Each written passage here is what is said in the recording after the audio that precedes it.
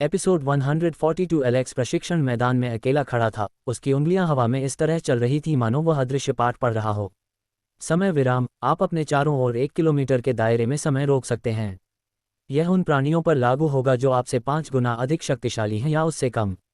उन्हें ये पहले से ही पता था। जब उनकी प्रतिभा जागृत हुई तब उन्होंने कई उपन्यास पढ़े थे जिनमें समय को रोकना नायकों और खलनायकों दोनों द्वारा इस्तेमाल की जाने वाली एक सर्वोत्कृष्ट तकनीक थी। लेकिन इसे इतने सरल, इतने आधिकारिक रूप से लिखा हुआ देखकर उन्हें एक ऐसी संतुष्टि मिली जिसे वे नकार नहीं सकते थे। अब मैं अजेय हूँ, उसने अपने आप से फुसफुसाया, और एक पल के लिए उसके सीने में अहंकार एक जहरीले फूल की तरह खिल उठा। फिर उसने अपना सिर तेजी से, लगभग हिंसक रूप से हिलाया, मानो वह उस विचार को अपने दिमाग से शारीरिक रूप से हटाने की कोशिश कर रहा हो। अहंकार हर प्रतिभा का अंत होता है। उसने इसे कई बार होते देखा था। उसने इतिहास में इसके बारे में पढ़ा था, अखाड़े में इसका प्रत्यक्ष अनुभव किया था, और बड़ों को उन प्रतिभाशाली लोगों के बारे में बात करते सुना था जो अपने पतन से ठीक पहले खुद को अजेय समझते थे। वह उनमें से एक नहीं बनेगा। उसने गहरी सांस ली और अपने विचारों को स्थिर किया। अहंकार गायब हो गया, उसकी जगह ठंडे दिमाग से की गई गणना ने ले ली। ग्रैंडमास्टर, मैं तैयार हूँ, उसने धीमी आवाज में कहा। उसके बगल की हवा अशांत पानी की तरह लहरों से भर गई, और इग्रिस अचानक कहीं से प्रकट हो गया। क्या आप निश्चित हैं? इग्रिस ने पूछा, उसकी आवाज में सच्ची चिंता झलक रही थी। हाँ, मैं हूँ, एलेक्स ने बिना किसी झिझक के सिर हिलाया। अच्छा अच्छा अच्छा। ग्रैंडमास्टर ने यह बात 3 बार कही, और हर बार दोहराने का महत्व पिछली बार से अधिक था। इससे ही पता चलता है कि उन्हें एलेक्स से कितनी उम्मीदें थीं। इग्रिस ऐसे व्यक्ति नहीं थे जो अपनी बात को हल्के में दोहराते हों। इग्रिस ने मैदान के बीचों बीच बने एक गोलाकार चबूतरे की ओर इशारा करते हुए कहा, यहाँ खड़े हो जाओ। मैं पोर्टल खोल रहा हूँ। जल्दी से अंदर जाओ। अंदर जाने के बाद सब कुछ तुम पर निर्भर करेगा। गुरुजी ने अपने दोनों हाथ ऊपर उठाए, और उनके सामने हवा में प्रतीक बनने लगे। वे प्राचीन अक्षर थे, जो एलेक्स द्वारा देखी गई किसी भी भाषा से पुराने थे, और गहरे बैंगनी प्रकाश से जगमगा रहे थे, मानो वे धधकते हुए क्षेत्र से प्रकाश सोख रहे हों। सबसे पहले तुम्हें विलो का पेड़ ढूंढना होगा, इग्रिस काम करते हुए बोला। वहाँ 10 विलो के पेड़ हैं। 9 छोटे और हरे रंग के हैं, हर तरह से साधारण। एक विशाल सुनहरे रंग का है, जो एक छोटे सूरज की तरह शक्ति बिखेरता है।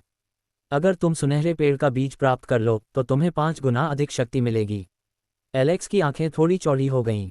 5 गुना, यह कोई मामूली वृद्धि नहीं थी। युद्धों में यही जीवन और मृत्यु का अंतर था। ओह, इससे पहले कि मैं भूल जाऊं, इसे ले लो। इग्रिस ने अपना हाथ हिलाया और हवा में एक झिलमिलाहट हुई। एलेक्स के सामने एक युद्ध कवच प्रकट हुआ, जो छाती की ऊंचाई पर तैरता हुआ ऐसा लग रहा था मानो किसी अदृश्य सेवक ने उसे प्रस्तुत किया हो। ये गहरे लाल रंग का था, जो एलेक्स को ताज़ा खून की याद दिलाता था, और इसकी सतह पर काली धारियां पैटर्न बनाती थीं। ये पैटर्न महज सजावटी नहीं थे। एलेक्स इनमें ऊर्जा का प्रवाह महसूस कर सकता था, शक्ति के जटिल मार्ग जो इस कवच को एक साथ भयंकर और भव्य बनाते थे। यह ऐसा कवच था जो सबका ध्यान खींचता था, जिसकी मौजूदगी ही दुश्मनों को डरा देती थी। यह आकाशगंगा स्तर का युद्ध कवच है, उस क्षेत्र में अनुमत उच्चतम स्तर का, इग्रिस ने समझाया। यह आपको आकाशगंगा क्षेत्र के हमलों से सुरक्षा प्रदान करेगा। इसे पहनकर तो किसी आकाशगंगा के अधिपति को भी आपको नुकसान पहुंचाने में कठिनाई होगी। एलेक्स ने हाथ बढ़ाकर सूट को छुआ। वह गर्म था, मानो उसमें जान हो, और वह महसूस कर सकता था कि सूट उसकी उपस्थिति पर प्रतिक्रिया दे रहा है, उसकी ऊर्जा के अनुरूप खुद को ढाल रहा है। इग्रिस ने आगे कहा, और अगर तुम इसका पूरा ईंधन जला दो तो तुम्हें 2 मिनट के लिए आकाशगंगा स्तर की शक्ति मिल जाएगी। इसका समझदारी से इस्तेमाल करना। 2 मिनट ज्यादा समय नहीं है, लेकिन युद्ध में यह अनंत काल के बराबर हो सकता है। एलेक्स की आंखें चमक उठीं। उसमें रक्षा की कमी थी। उसकी युद्ध शक्ति बहुत प्रबल थी, इतनी प्रबल कि वह अकेले ही आकाशगंगा के प्राणियों से लड़ सकता था। लेकिन उसका शरीर नश्वर था, कमजोर था। उसका हर प्रहार, उसकी हर तकनीक उसे असुरक्षित बना देती। आकाशगंगा के प्रतिद्वंद्वी का एक भी वार उसे खत्म कर देता। अब इस सूट के साथ वह बिना किसी डर के लड़ सकता था। वह अपने हमलों पर पूरी तरह से ध्यान केंद्रित कर सकता था, ये जानते हुए कि उसकी रक्षा उसके आक्रमण के बराबर है। धन्यवाद, ग्रैंडमास्टर, एलेक्स ने कमर झुकाकर गहरा प्रणाम किया और सम्मान के प्रतीक के रूप में पूरे 3 सेकंड तक उसी मुद्रा में रहा। जाओ, एक बीज लेकर लौट आना। अगर तुम ऐसा कर सको तो मैं तुम्हें एक हथियार भी दूंगा। इग्रिस मुस्कुराया, और एक पल के लिए उसकी प्राचीन आंखों में कुछ ऐसा दिखा जो लगभग गर्व जैसा लग रहा था। एलेक्स ने सिर हिलाया और सूट पहनने लगा। यह उसके शरीर पर तरल पदार्थ की तरह बह गया, हर उभार और मांसपेशी के अनुरूप ढल गया, कहीं कस गया तो कहीं ढीला होकर पूरी तरह फिट हो गया। उसने तुरंत ही इसकी शक्ति का अनुभव किया, न केवल रक्षात्मक क्षमता का बल्कि उस तरीके का भी जिससे इसने उसकी गतिविधियों को बढ़ाया, उसे तेज और अधिक सटीक बनाया। उसके पीछे एक द्वार रेशम के फटने जैसी आवाज के साथ खुला। बैंगनी रोशनी बाहर निकली और कक्ष को एक अलौकिक चमक से रोशन कर दिया। एलेक्स दूसरी तरफ देख सकता था, जो हरे भरे पेड़ पौधों और धुंध से घिरा हुआ था। पीछे मुड़े बिना वह आगे बढ़ गया। ये बदलाव पल भर में हुआ और बेहद चौंकाने वाला था। एक पल पहले वह अपने परिचित प्रशिक्षण मैदान में था और अगले ही पल वह एक ऐसे जंगल में खड़ा था जो बेहद प्राचीन प्रतीत होता था। उसके चारों ओर के पेड़ विशाल थे, उनके तने घरों से भी चौड़े थे और उनकी घनी छतरी आसमान के अधिकांश हिस्से को ढक रही थी। जो थोड़ी बहुत रोशनी छनकर आ रही थी वह कोमल और हरी थी, जो पत्तियों से छनकर आ रही थी, मानो वे भीतर से हल्की हल्की चमक रही हों। पेड़ों के बीच से घना सफ़ेद कोहरा बह रहा था, जिससे दृश्यता कुछ ही दर्जन मीटर तक सीमित हो गई थी। यह अजीबोगरीब ढंग से आगे बढ़ रहा था, सामान्य कोहरे की तरह नहीं, बल्कि मानो उसकी अपनी कोई इच्छा हो, उसके चारों ओर चक्कर लगा रहा था, मानो उसकी परीक्षा ले रहा हो। एलेक्स धीरे धीरे चलने लगा, हर कदम संभलकर और सोच समझकर। उसे नहीं पता था कि दुश्मन कहाँ छिपे हो सकते हैं, लेकिन वह जानता था कि वे वहाँ मौजूद हैं। कोहरा शत्रुतापूर्ण लग रहा था, पेड़ चौंकने लग रहे थे, यहाँ तक कि उसके पैरों के नीचे की जमीन भी उसकी हरकतों को सुन रही थी। चेतावनी मिलने से पहले वह शायद 50 कदम ही चला था कि उसे यह सूचना मिल गई। अंतरिक्ष में उनकी असाधारण प्रतिभा और अंतरिक्ष के नियमों की गहरी समझ से और भी तीव्र हुई उनकी स्थानिक इंद्रियां उन्हें चेतावनी दे रही थीं। दाईं ओर से खतरा, कोई तेज चीज, कोई नुकीली चीज, कोई ऐसी चीज जो सीधे उनके सिर पर निशाना साध रही हो।